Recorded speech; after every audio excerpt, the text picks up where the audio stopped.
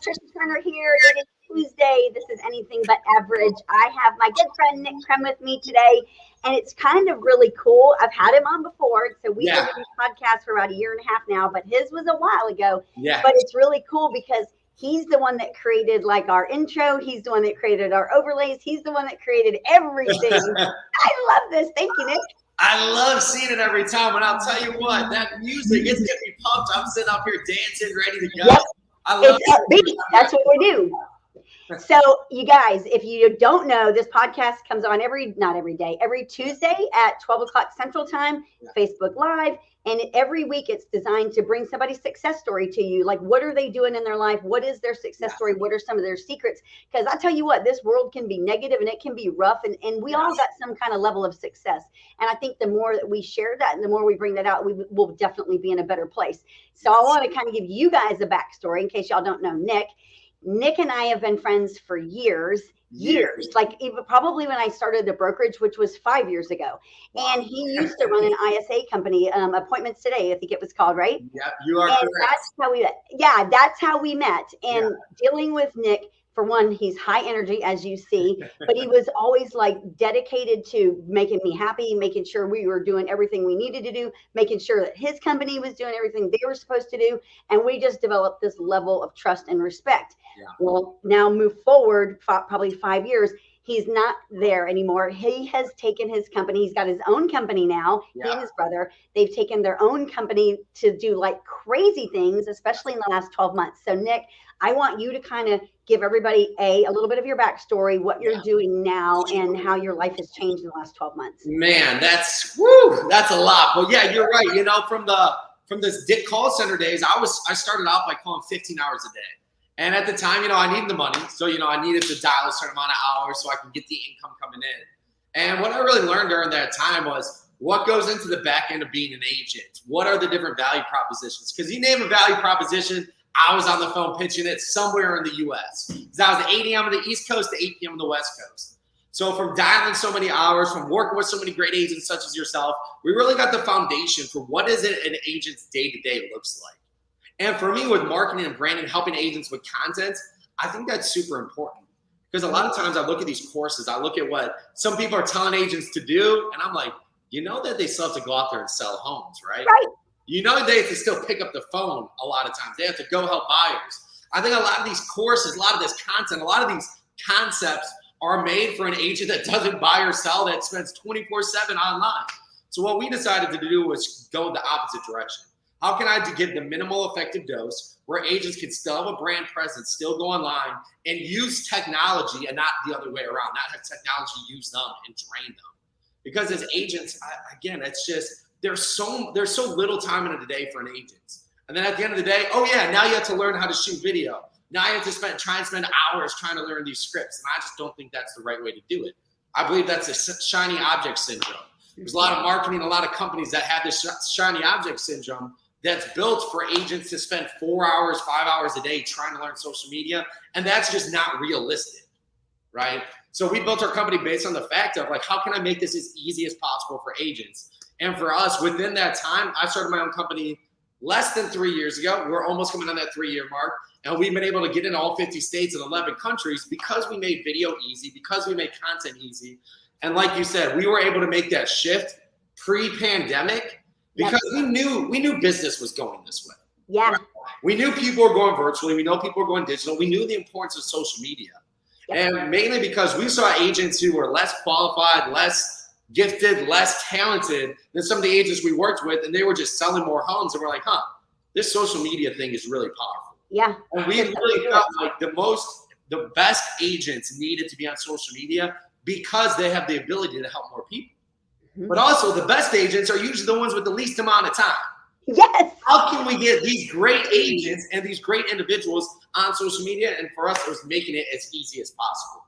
I must stop you right there. Yeah. All right, you guys. So he just said he's coming up on his 3-year marker for his company. Yeah. So when he first started, though, I remember like when you first started, you were just like scratching the surface of things. Like you were the one that introduced us to StreamYard. You were just trying different things. Hey, let's try this. Or hey, have you ever thought about this? You did the digital business cards. It was like you did it like in a series of things. And then because you're in the Honey Badger group with all of us and we all, it's like if he's doing it, I'm going to do it because I know it's a proven concept, there's trust there. So it's like your digital business card took off. So if you guys don't have a digital business card, you need to hook up with Nick because everybody has to have one of those. It's super inexpensive and it's super cool. And so that's where it kind of began. And then it morphed. And then really, Nick, in my opinion, it really took off when COVID hit because we were doing, that was the Live with Leaders event. Man, it's funny because if you remember that, we were planning on coming out to Houston. Yes. We were planning our event. So what happened was, we really wanted to make a big name, a big staple. We had a trip planned around the country. We were going to do 16 events in the matter of about 2 months, 3 months. And we were just going to go crazy with the events in person. We were set up to do 4 events in 4 days in New York City. Manhattan, the Bronx, Queens, and Brooklyn. We were going to do 4 events in 4 days. And 3 days prior to going out there, the first shutdown happened.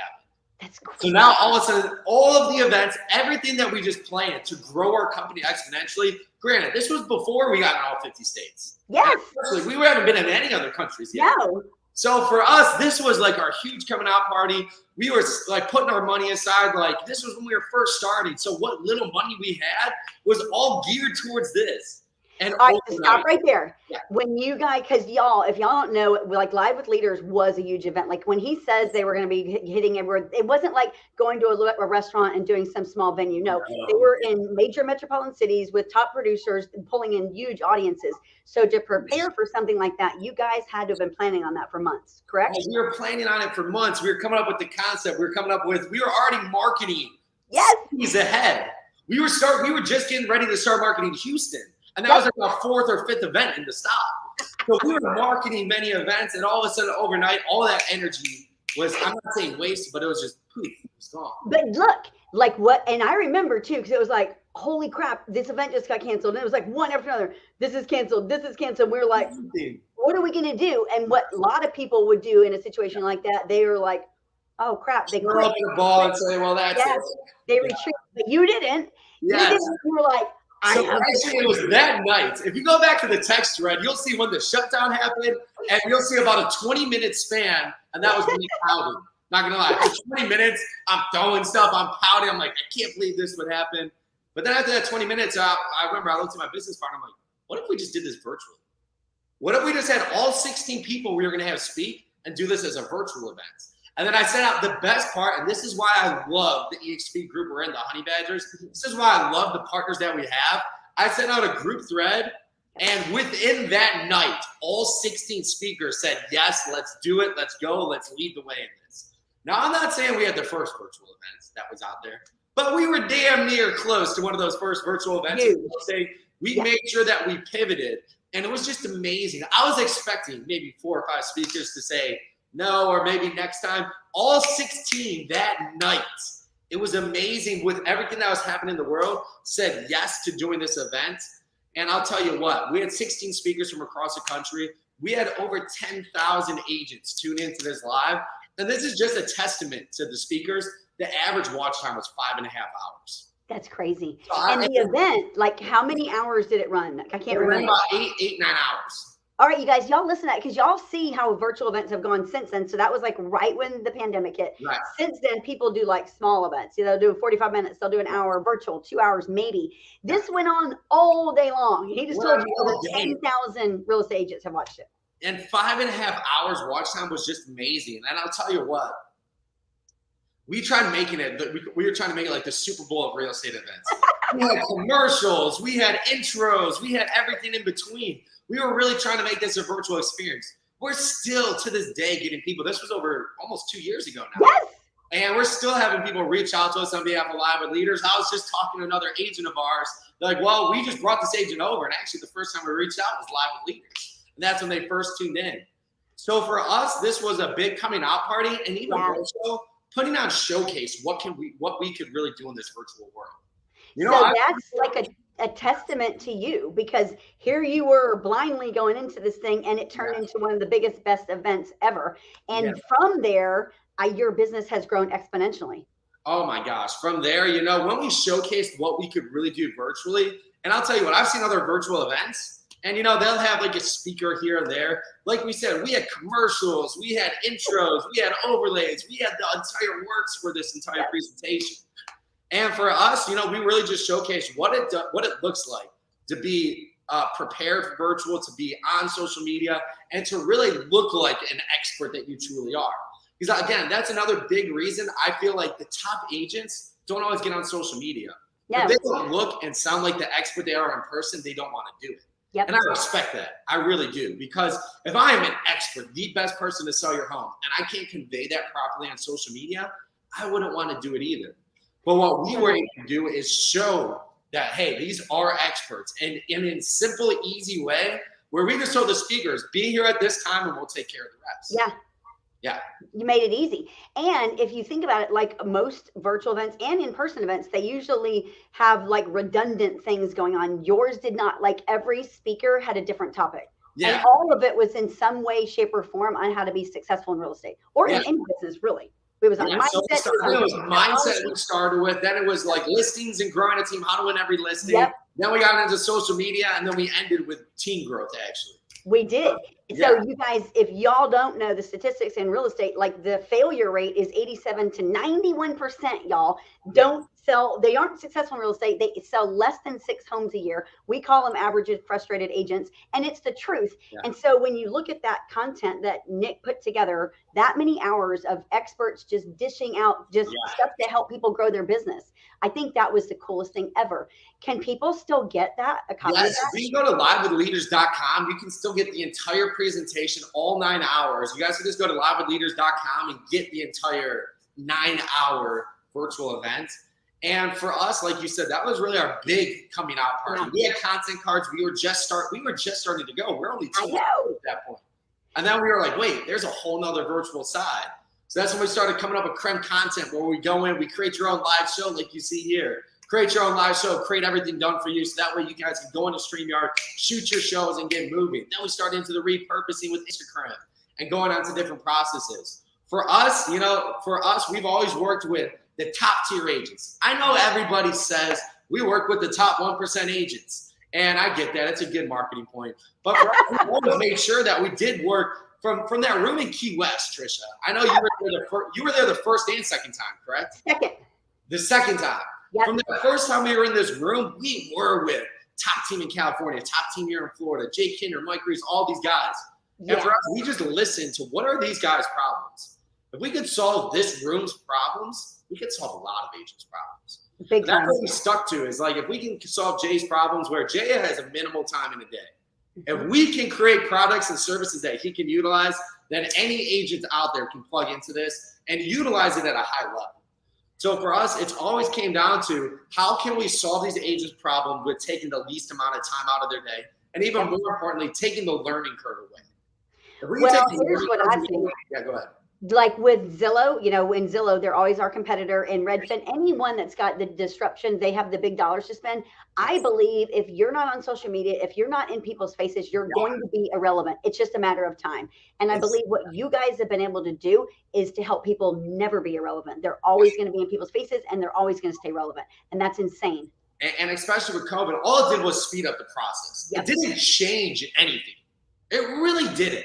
For real estate, I don't believe it changed anything. It just sped up the timeline like significantly. And it's just, people are just more comfortable with making buying decisions online now. For real estate, I believe that's the only change that happened. People are more comfortable with picking their agent and picking their home online. Well, they now expect you to be online. So if, like I tell all my agents here, it's like they've either Googled you or looked on Facebook either before you got to their house or the moment that you left. Yes. And I think the bigger point too is, especially with real estate agents, we're viewed as a single entity, even if we're part of a team. They're looking up the individual. And when people look up individuals, they go to Facebook and Instagram. They don't Google you. Some people might, but statistics show if somebody's looking up an individual, they're going to Facebook and Instagram. So my question is, I always tell agents, pull out your phone right now. Go to Facebook, go to Instagram. Would you hire you? Based on what you see there, would you hire you? And if it's a no, and if it's a bunch of memes and a bunch of articles saying, this is a pet peeve of mine, talking about how crazy the market is, and oh my God, I can't believe I didn't get this house. Would you hire you based on those statements? this agent who seems more flustered about the markets than anybody that I know, would you hire you? I love that. And so what I think you've done, and I've always said, like even when my kids were little, I always said, if you're gonna start your own business, you've got to do a business that you cannot ever become obsolete. You can't do something where you'll just become out of the game. You guys have continued to just evolve and evolve where you're required. Like for us to go to the next level, it's required that we do business with you, period. You know? If you want to take it to the next level. Now, there's some agents out there that don't care to. They want to sell 4 to 6 homes a year, and eventually they will be irrelevant. But for those of us that are high achievers and visionaries, it's like, oh, we can't ever spend too much money. You know? And I like to say this because I think there's a lot of ads out there that tell just a faulty picture. If you see one of my, you will never see one of my ads. I'm going to fix that statement. You will never see one of my ads say, you never have to pick up the phone again. I hate those ads because it's painting a false picture. You're setting the wrong expectations. And at the end of the day, if you're getting into this business not to talk to people, you're in the wrong business. So you'll never see me say, never pick up the phone again. I believe everything we do enhances that. And I tell that too. I always let people know, you can sell homes without us. You can sell homes without doing video. But we work with people who want to win bigger and want to help more people. Yeah. Right? Can you do it without us? Yes, agents have proven that for years before us, and even now, they can sell homes without video. But we don't want to work with just the AFAs, the average, average effing realtor. Yes. But, frustrated agents can work as well. Okay, so you guys, listen. So Nick was not a licensed real estate agent when they first launched this event and launched this adventure in their company. Yeah. But because he was working with all of us, so I switched over to EXP. I've now been with EXP 3 years. Jay Kinder, Michael Reese were like 6 months before me. We all came over as a result of like 1 or 2 people, and then we all just started coming. Yeah. And so inside of our group is this Honey Badger group, which is insane, and it's top producers. We're collaborators. We're always inspired by each other, never jealous and never threatening. And so Nick is part of our group. He's always just been our friend and our clearly content creation. But then of course he saw the capabilities of having his real estate license with EXP. He's like, this is a no-brainer. Yeah. And for me, I looked at it as my duty and obligation to bring as much value to the real estate market. And I truly believe the only way to do that was by joining with EXP, and especially this Honey Badger group. We just have, it's beyond EXP. EXP is an amazing opportunity, don't get me wrong. But this Honey Badger group, the connections that we have, the camaraderie that we have, the ability to help each other from all across the world. And I know we all say we have partners across the world, but can you hop on a Zoom with them? Can you bring them on a call? Can you reach out to someone the night before and say, hey, somebody dropped off. Can you hop on for me? And I'm going, heck yes, I got you. These are things that happen every single day within this group. To me, it's just too great of a group to pass up on. And I always look at things and I say, how can I add the most value to the real estate industry? And for me, joining this group was a no-brainer when it came to answering that question. I just never even thought about this before, but I just did when you said that. I bet you, and I'd be curious to see if you pulled some other big box company and like their entire company and did their sales volume per agent, and then you looked at just our Honey Badger group, that would be insane. That would be insane. To look at, and I'll tell you what, I believe that great companies and great groups have the ability to be flexible. So how flexible are the leaders when it's something like COVID happened? How flexible are the leaders when the market continues to change? How flexible is the training? Just think about that. If I'm getting training from a year ago, it's obsolete. Yeah. If I'm getting training from 2 years ago, it's damn near extinct. It should not even exist. Yep. So with our weekly training, with us constantly bringing on people, talking about what they're doing, what they're innovating, what they're doing differently. And these are leaders that you can reach out to personally. Oh, yeah. That's one of the huge differences that I see. It's priceless. Yeah, it's priceless. People look at that and they don't get it. And I think really sometimes outsiders won't get it until you become part of it. Like people always ask me, like, what's one of my favorite things about EXP? It's like, again, like you said, EXP as a whole is a great company, but it's our group. Like this is unheard of. Yeah. Never seen before. Yeah, never seen. And again, it's the collaboration at a high level. I'll give you some examples. When I wanted to talk about When I was talking to an agent about building their biggest team, I could reach out to Chuck Boswell and talk about, hey, this guy had a 900 agent team. Yep. And I believe getting outside of that perspective of, man, I'm working with the best agent in town. Well, no matter what, if you're working with an agent and they sold 300 homes, I can get you on the phone with someone who sold 535. Yes. Show you a proven repeatable system of how to do it. Yes. So there are just levels to everything. And I'm not saying that local person isn't an absolute rock star. In his own, in their own perspective, they might be. But that person has to be in charge of building a team, selling homes, coming up with training, and coming up with the entire process. I got a guy that specializes in one of those things. Yeah. And if you're a specialist in one, you will beat somebody who's trying to be a master of them all. I love that. Us, it's just, I think it gave everybody in this group permission to be a specialist. Mm-hmm. Because now, Trisha, you don't have to figure out the world's problems. You have to figure out what Trisha's best at and then reach out to other people and get true help on those levels. Yep. Because before, too, if you wanted to figure out how to go to the next level, you have to pay thousands of dollars to be in rooms just to hear who's at the next level. Just to meet the people at the next level, let alone get continual coaching. Now you go to the group and it's like, all right, this person has 900 agents. What did they do? How can I help you get there? And it's just truly amazing, the true collaboration. I say collaboration because everybody is tangible. Everybody is there and you can feel it. And there's like 10,000 of us going to be at EXPCon next week in Vegas. Yes. Oh, that is going to be amazing. And I'll tell you what, we don't judge by any means, but when someone tells you they're a honey badger, woo, you get a couple ranks up on my book. Yep, honey badgers just don't care. I got my honey badger shirt too. I'll be sporting that. Yeah, I got my tattoo, so I think Hey, when you just said you're in all these states, all these different countries, what does that look like for us? Explain that. What are you doing for all these people? Yeah, so for us, like you said, we have the digital business card, which is the one that spanned the country the fastest. Because, I mean, for $20 a month to get your own customized website, to get your own personalized website, to get everything in one place, it was just an absolute no-brainer. Yeah. And what we were really strong about in this is we didn't want to recreate the wheel. We were working with Al and Jay, and we were looking for something that could do this. We found two options: thousands of dollars for a customized website and upkeep, or you get something that's free or almost free and it's branded to the whatever company it is. It'd be content cards all over the website and really small, Trisha's picture with a couple links. Yep. And we didn't think that was the best route. So what we decided to do is complete a completely one-side branded website, as well as expanding it to a very mobile-friendly form, so it can be used as your digital business card for only $20 a month. So that caught on like wildfire. And we're in all the countries. And now following suit, I'll tell you what, a lot of the other countries, they love working with us on the video end because the U.S. is always usually pretty ahead in our country. Yeah. But we've made it simple and attainable for everybody to use. So for them, instead of trying to learn this in-depth, complex system that the U.S. has brought over, we make videos simple. So now it's easily transferable to other countries and other places. So what we're doing is we're helping agents make the transition to this virtual world in a simple, easy-to-do fashion. And when you're able to keep things simple for agents who are, let's face it, most agents got in this business because they're great at face-to-face. Yeah. That's what the business was. Yeah. But now this whole virtual world comes in and you almost need to hire a completely different person just to do it. Well, what if I could show you a way that I can set my grandma up to use this process? And because there's an old saying, you have to make things easy enough for a second grader to do it. Now second graders are better at technology than us.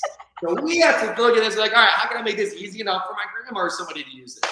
And well, it's time consuming too, Nick. I mean, that stuff is time. If to do it correctly and to be relevant, it's super time consuming. And if you're a top producer, you have people delegated to do stuff. But again, that is super time consuming. And that right there, when we were together the other night and you said it literally will have no time on you. It's like, those are the magic words. You're like, all right, done. I'm in. And here's my other biggest pet peeve of a lot of social media companies is when they say it's customized to you and it's a completely brand, like a video that's generic. And at the end it says Trisha. And I'm like, this doesn't work for anybody because it will not catch the consumer's eyes.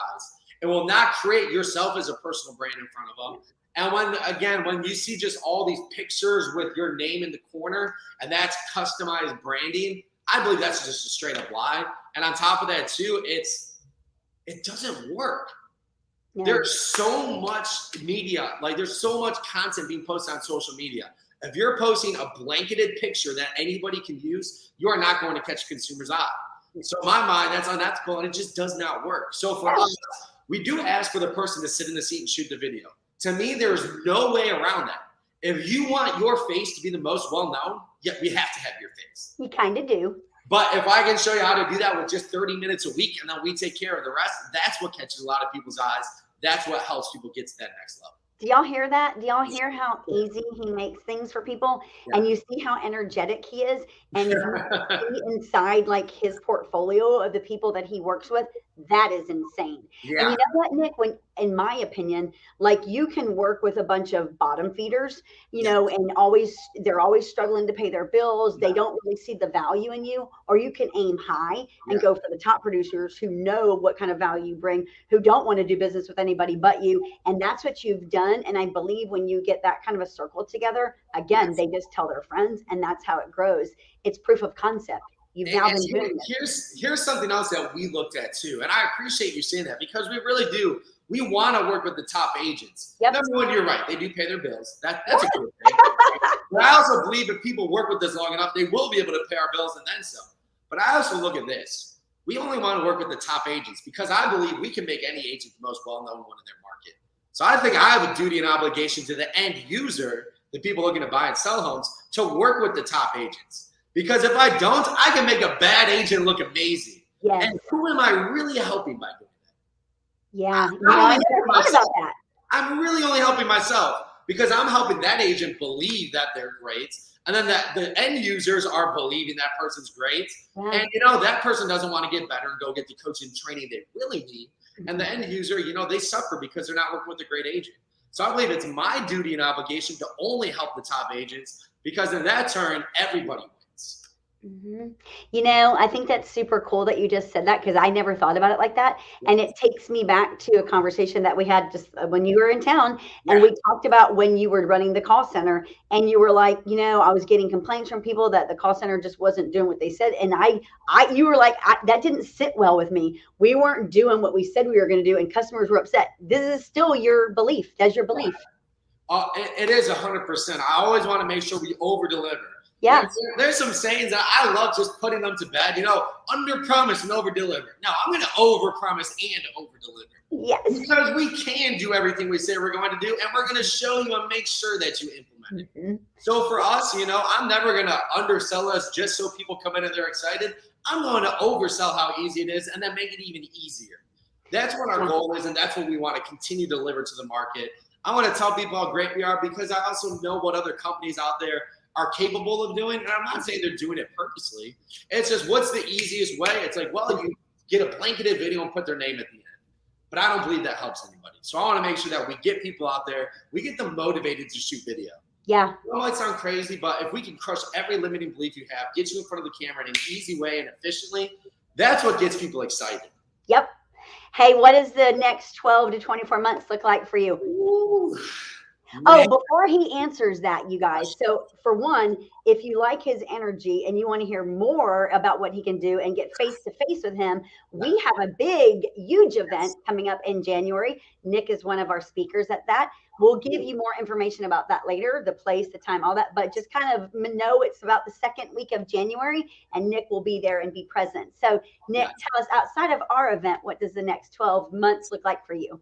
Man, I think it's getting more personal touches. We want to get out there and do more events, because, you know, I love in-person events. I love bringing the energy into a room. Don't get me wrong. I love this virtual world. Yeah. I mean, it works out great for us, but I also like making sure that we do get out there, that we do travel. I love traveling. I love going to different places. And for me, it's really getting in front of more agents and making sure that they know there's a better way. Yep. For me, I'm always just trying to find the hungry agents. I want to help agents who want to win bigger. If you're happy where you're at, look, we're not for you. If you're happy where you're at, like you said, selling 4 to 6 homes a year, and you know, you don't want to get on video, more power to you. We're not for you. You're not for us. No. But for the agents who want to win bigger, the agents who want to get in front of more people, who know it's their duty and obligation to help as many families as possible, you guys need us. And for that to happen, I need to get out in front of as many people. So we're traveling, going around the country. I'm going to get in front of as many stages as I can, just so I can make sure that that message is properly relayed to everybody. You guys make sure and follow us, because I'll have Nick here in Houston as much as possible next year. I'm glad that live events are back in person. And it's so funny, because when COVID struck and we were like, we couldn't travel for a year, we didn't do events for a year. It's like now everybody's hungry for it. It's like, bring them on, one after another, you know? Yeah. I love it. I cannot wait to be back in Houston in January with you guys. I know you put on amazing events. You're going to have some amazing speakers there as well that you just told me about before this. So I'm super excited to come there and add a bunch of value to the Houston agents. We too. Hey, tell everybody where they can find you if they want to learn more about content cards or you or whatever. Just pick your brain. Yeah, so the best thing is Nickcrem.com. If you guys go there, we have free branding classes, free training, and of course, you guys can learn more about the services and things we provide. Just myname.com. If you guys go there, you get all the information that you need. I love it. Thank you for doing this. And you guys, when he said like at last minute, like I literally called him last night because we had another guest that was scheduled and they got their schedules conflicted. I called Nick. I was like, can you please do this tomorrow? And he's like, yes. Yeah. I don't even think you finished your sentence. Like, can you come on at 9 a.m.? I'm like, yep, I can do that. Whatever you needed, Trisha. That's what's great about our group. It's if I was available at 9 a.m., I don't care what it was. I was coming on here and I was going to figure it out. We make it happen. That's what we do. We make You're awesome. You guys have an awesome day. Yes, you too. Bye, y'all.